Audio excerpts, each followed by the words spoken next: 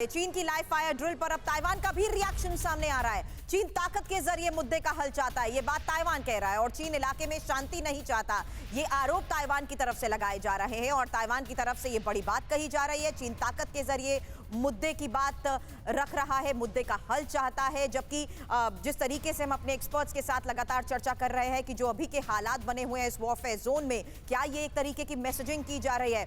Rathore sir, जिस तरीके की बात मल्होत्रा सर ने अभी यहाँ पर कही कि इसकी जरूरत नहीं थी, जबकि देखा जाए तो पूरे डेलीगेशन के साथ नैंसी पेलोसी की ताइवान में ये मौजूदगी चीन की जिद के आगे क्या एक मैसेज अमेरिका ने दिखाने की कोशिश की है दम के साथ?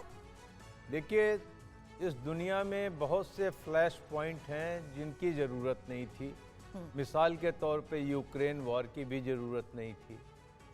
ताइवान के विजिट के साथ इसको ज़रूर कहा जा रहा है कि नैंसी पेलोसी का व्यक्तिगत विजिट है, जिसको मैं मानता नहीं हूँ। क्या आप अपनी कृषि भूमि से 10 गुना ज्यादा कमाना चाहते हो? तो फ्रीडम ऐप को अभी डाउनलोड कीजिए और साधकों से सीधे सीखिए।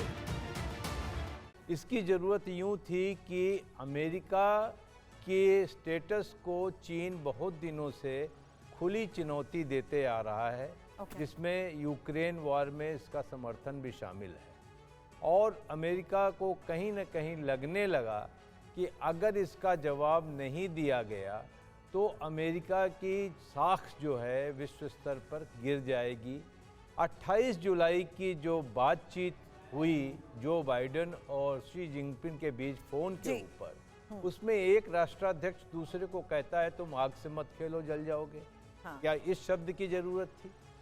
तो ये चीज़ें चीन की ब्रिंकमैनशिप और उसके धमकी और उसके एग्रेसिवनेस, डिप्लोमेटिक एग्रेसिवनेस और ग्राउंड पे जो एग्रेसिवनेस उसने साउथ चाइना सी और ताइवान के खिलाफ दिखाई है आज तक, उसकी परिणति आज हम नैंसी पेलोसी के विजिट के तौर पे देख रहे हैं। साउथ चाइना सी, वहां की मूवमेंट्स, किस तरीके की मैसेजिंग है, इस बारे में त्रिपाठी सर चर्चा करूं, लेकिन उससे पहले ये जरूर जानना चाहूंगी जो बात अभी सर यहां पर जिक्र कर रहे हैं, अमेरिका फिर इससे पहले डिनायल मोड पर क्यों रहा? क्यों खुलकर ताइवान विजिट को लेकर नहीं बोला? और यहां तक कि जब उसने शी जिनपिंग के साथ भी बात की, क्लैरिटी लास्ट मिनट तक नहीं थी अमेरिका की तरफ से, क्योंकि ये कोई पर्सनल विजिट नहीं है। इस बात पर बार बार जोर किया दिया जा रहा है कि पेलोसी का ये पर्सनल विजिट नहीं है, वो पूरे डेलीगेशंस के साथ, डिप्लोमैट्स के साथ वहां पर मौजूद है। जी बिल्कुल, ये क्यों इसको छिपा के रखा गया, डिक्लेयर नहीं किया गया, ये बिल्कुल सही बात है। मुझे लगता है कि अमेरिका इसमें रिएक्शन देखना चाहता था कि क्या रिएक्शन आएगा चाइना का, पहली बात। दूसरी बात, उस समय अगर आप याद करें जब ये चीज़ मीडिया में आना शुरू हुई थी तो विद इन अमेरिका भी ये बोला जा रहा था कि इसकी क्या ज़रूरत है, इससे क्या हासिल होगा।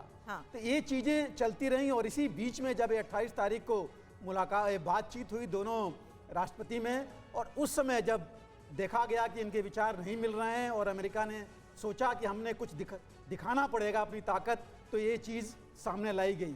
लेकिन इससे पहले जो आपने कहा था साउथ चाइना सी में, ये देखिए दो चीज़ें हैं। ये चीन जो है अमेरिका को अगर उसको कन्फ्रंट कर रहा है तो यही है सिर्फ इंडो पैसिफिक और साउथ चाइना सी में। 2 महीने पहले उनके जो फॉरेन मिनिस्टर हैं वो 13 में से 10 जो इंडो पैसिफिक नेशंस हैं उनसे विजिट कर चुके, 6 को विजिट किया और 10 से उन्होंने बात की और वहां पर अपना इन्फ्लुएंस चाहते हैं। मैं यहाँ पर कोशिश करूंगी कि इन डॉट्स को कनेक्ट किया जाए, किस तरीके से साउथ चाइना सी क्रूशियल रोल प्ले करता है उस वक्त जहां रूस और यूक्रेन के युद्ध के बाद जो हालात है। दूसरा, रूस और चीन की दोस्ती के बीच अमेरिका की तरफ से जो कदम उठाए जा रहे हैं, क्या ये भी इस वॉरफेयर जोन में एक मैसेजिंग है? क्या आप अपनी कृषि भूमि से 10 गुना ज्यादा कमाना चाहते हो? तो फ्रीडम ऐप को अभी डाउनलोड कीजिए और साधकों से सीधे सीखिए।